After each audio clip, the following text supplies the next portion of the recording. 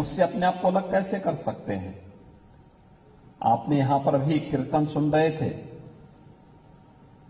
ये सभी तो हमें भक्ति की धारा के साथ जोड़ने का एक अभिनव प्रयास है, जो हमें भक्ति के माध्यम से हमारे अतीत के साथ जोड़ता है, तो हमारी भारी कार्य योजना को बनाने के लिए भी प्रेरित करता है। ये सभी चीजें जब एक साथ जुड़ेंगी, आगे बढ़ेंगी, तब देश और समाज प्रगति के पथ पर अग्रसर होकर के अपनी भावी योजना को भी बढ़ाता है। और सिख गुरुओं का इतिहास भारत की विजय का उसी गाथा को प्रमाणित करता है। गुरु नानक देव जी से विशुद्ध भक्ति की धारा जो प्रारंभ हुई, विशुद्ध भक्ति की धारा जो प्रारंभ हुई, वह जब देश और समाज की आवश्यकता पड़ी तो उसे शक्ति पुंज बनने में भी कोई देर नहीं लगी। मैं तो बार बार इस बात का उल्लेख करता हूं, जब हम लोग काशी विश्वनाथ मंदिर का दर्शन करते हैं तो काशी विश्वनाथ मंदिर को स्वर्ण मंडित करने का कार्य अगर किसी ने किया था तो महाराजा रणजीत सिंह ने किया था।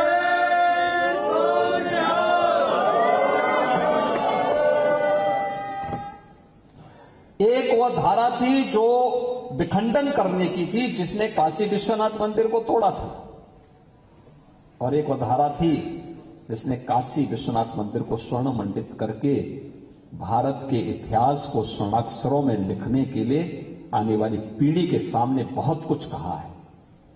कहीं भी महाराजा रणजीत सिंह या उनके वंशज या किसी सिख ने कभी ये नहीं कहा कि ये हमने किया, क्योंकि उसने तो ये अपना धर्म माना है।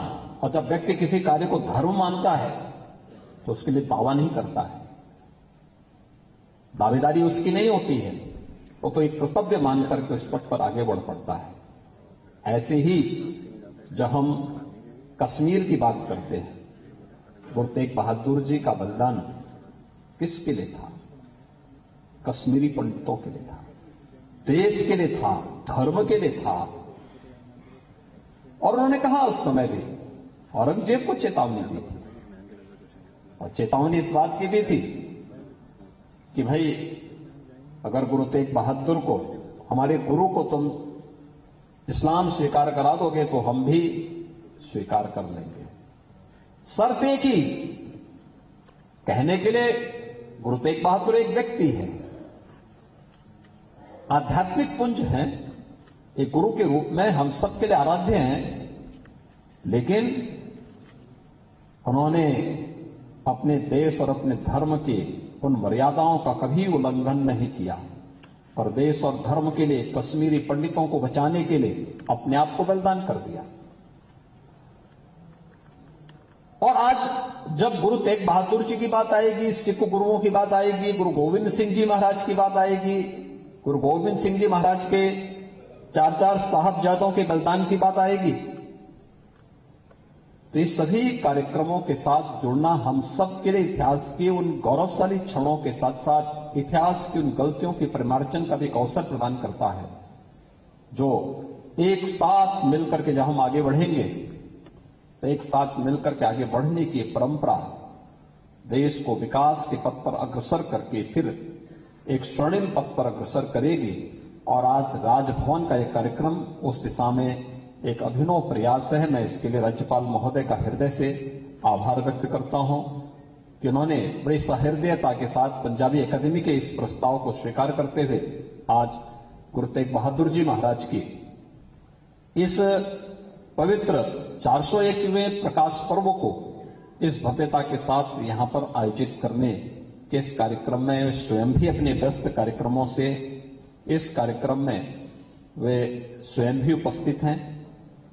ये मेरा सौभाग्य है कि हम लोगों को गुरु नानक देव जी के 550वें प्रकाश पर्व के आयोजन के साथ मुख्यमंत्री आवास पर एकजुट होने का अवसर प्राप्त हुआ था, और उसके बाद हम लोगों ने साहबजादा दिवस पहली बार मुख्यमंत्री आवास पर आयोजित हुए थे, और हम आभारी हैं आदरणीय प्रधानमंत्री जी के, जिन्होंने इस दिवस को बाल दिवस के रूप में पूरे देश के अंदर एक मान्यता दी।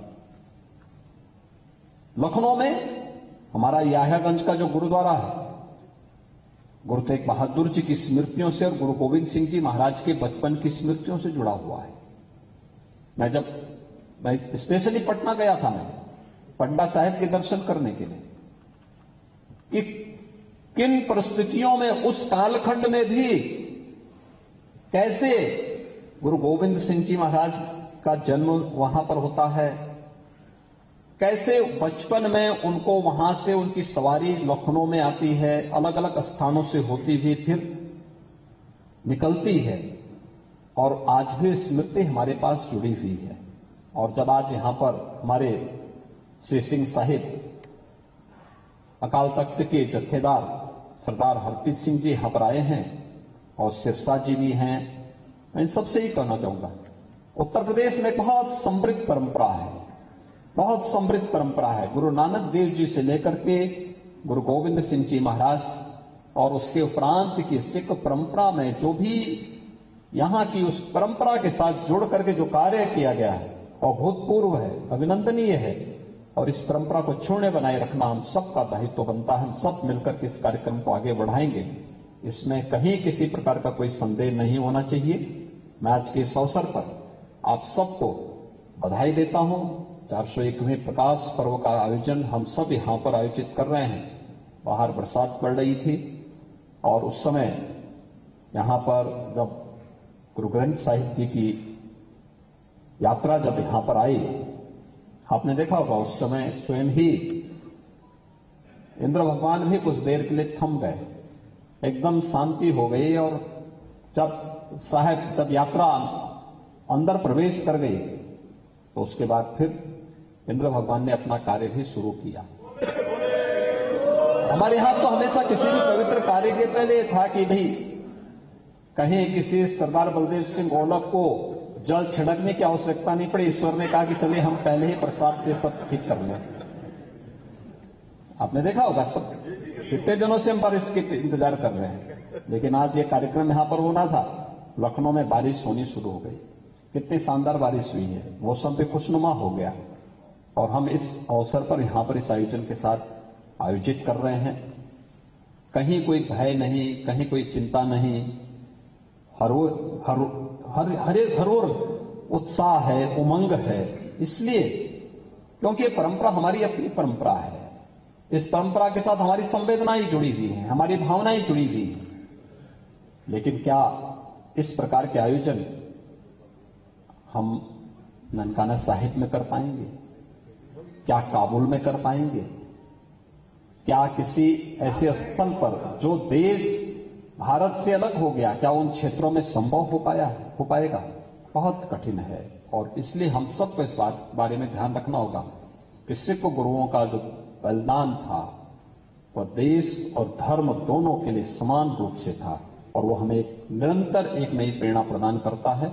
आज के इस अवसर पर मैं एक बार फिर से आप सबको गुरु तेग बहादुर जी महाराज की 401वीं इस पावन प्रकाश पर्व की हृदय से बधाई देते हुए आप सभी का यहां पर आए हुए हमारे अकाल तख्त के जो जत्थेदार हैं सरदार हरप्रीत सिंह जी का, सिरसा जी का हृदय से मैं उनका अभिनंदन भी करता हूं। मैं यहां पर पंजाबी अकादमी से जुड़े हुए हमारे जितने भी पदाधिकारी हैं इन सबको हृदय से धन्यवाद देता हूं और विश्वास व्यक्त करता हूं इस प्रकार के आयोजन होने चाहिए। आज इन्होंने यहां पे अपने पंजाबी अकादमी से जो कार्य इन्होंने रचनात्मक कार्य किए हैं और पंजाबी को लोक भाषा के रूप में प्रचलित करने के लिए क्या कुछ होना है इसके बारे में भी इन्होंने कुछ प्रकाशन यहां पर किए हैं और प्रकाशन का यहां पर विमोचन और उसके एक साइट भी महामहिम राज्यपाल जी के द्वारा यहां पर अभी आप सबके सामने लॉन्च की गई है। हमें इसका अधिक से अधिक प्रचार करना चाहिए और जो सकारात्मकता है समाज में, जो भी सकारात्मकता है उस सकारात्मकता को तेजी के साथ आगे बढ़ाने की कोशिश हम सबको करनी चाहिए। हर व्यक्ति को सीखना चाहिए। मुझे लगता है कि गुरुमुखी सीखने में किसी को भी कोई दिक्कत नहीं होनी चाहिए, क्योंकि ये तो एक पवित्र भाषा है, पवित्रता का प्रतीक है। अपने देश, अपने धर्म, अपनी भाषा, इन सब पर हमें गौरव की अनुभूति करनी चाहिए। और मैं यह कार्यक्रम उत्तर प्रदेश सूचना विभाग ने उस पुस्तिका का यहाँ पर प्रकाशन करके पंजाबी अकादमी को दिया है। इसका विस्तार हो और तेजी के साथ इसको हम पाठ्यक्रम के साथ जोड़ सकें, इस दिशा में हमें प्रयास करना चाहिए। आज के इस अवसर पर एक बार फिर से मैं आप सबको यहाँ पे स्वामी हमारे निर्मल अखाड़ा के स्वामी रामेश्वरानंद जी भी आए हैं। काफी दिनों के बाद मेरी इनसे मुलाकात हो रही है, क्योंकि बीच में यद्यपि स्वयं डॉक्टर है और अच्छे प्रतिष्ठित चिकित्सक रहे हैं, बाद में संत हो गए। संत का बाना उन्होंने धारण किया, जागरण के कार्यक्रम के साथ जुड़ गए, वृहद अभियान के साथ जुड़े, पंजाब, हरियाणा, राजस्थान, हिमाचल, उन सभी क्षेत्रों में निरंतर धार्मिक जागरण के अभियान के साथ जुड़े रहते हैं। आज उनका जब मैं यहां देखा उनको, आज तो मैं स्वयं भौचक था कि मुझे लगता है कि मेरी कई वर्षों के बाद उनसे मुलाकात हो रही है। मेरी उनसे मुलाकात पंजाब, हरियाणा और राजस्थान में ही हुआ करती थी। आज वे यहां पर वे भी इस कार्यक्रम के साथ जुड़े हैं और भी हमारे कई यहां पर पुराने जो ऐसे मित्र हैं जिनके साथ अक्सर हमारी मुलाकात होती थी, वे आज यहां पर उपस्थित हुए हैं। मैं इस अवसर पर उन सब का भी हृदय से अभिनंदन करते हुए महामहिम राज्यपाल जी के प्रति आभार व्यक्त करता हूं और आप सबको इस अवसर पर बधाई देते हुए इस पवित्र आयोजन को हमें निरंतरता प्रदान करनी चाहिए, एक निरंतरता प्रदान करनी चाहिए। और ये अच्छी बात है सिख परंपरा में कि कम से कम इन पर्वों के अवसर पर सभी लोग एकजुट होकर के हम उस आयोजन के साथ जुड़ते हैं। मैं वही बात कर रहा था अभी महामहिम राज्यपाल जी से कि हमारे गुरुद्वारे जितने हैं वहां चले जाओ, वहां लंगर जरूर मिल जाएगा। कोई भी व्यक्ति भूखों नहीं रहता है, उसकी जाति, उसका मत, उसका मजहब नहीं पूछा जाता। हर व्यक्ति जाता है कहीं भी, पूरे देश के अंदर, पूरी दुनिया के अंदर एक पहचान है, वो गुरु परंपरा से मिली हुई पहचान। कोई भूखों नहीं रहेगा। धर्म का ही ये कार्य है और मुझे लगता है कि ये सब कार्य है कि हमें एक पहचान दिलाते हैं, ये हमारी मानवीय संवेदना का कार्य है। और दूसरा, जहां देश और धर्म की बात आएगी तो वहां पर हम लोग अपने तरीके से फिर उसके लिए कार्य भी करते हैं और ये कार्य यहां पर सरकार इसको हर प्रकार से अपना सहयोग करेगी। आप सभी इसी दिशा में आगे बढ़ेंगे इस विश्वास के साथ। मैं एक बार फिर से आप सबका हृदय से अभिनंदन करता हूं, आप सबको बधाई देता हूं। धन्यवाद। जय हिंद।